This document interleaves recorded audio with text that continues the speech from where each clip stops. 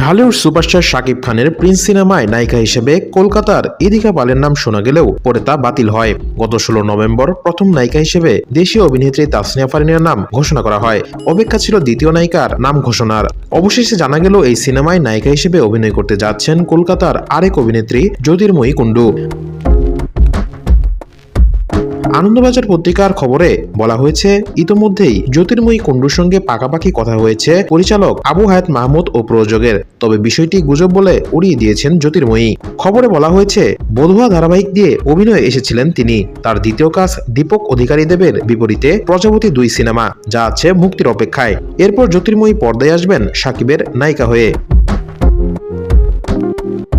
সিনেমার একটি সূত্র জানায়, সিনেমার গল্পের প্রয়োজনে শাকিবের সঙ্গে 3 নায়িকা রয়েছেন, সেখানে কাউকেই প্রধান নায়িকা বলা যাবে না। এদিকে জ্যোতির্ময়ী কুণ্ডুর বিষয়ে পরিচালক আবু হায়াত মাহমুদ তেমন কিছু বলেননি। তবে এই নির্মাতা গণমাধ্যমকে জানান, আরও 2জন নায়িকা খুঁজছেন তারা। নভেম্বরের শেষে সেই নায়িকাদের নাম ঘোষণা করা হবে।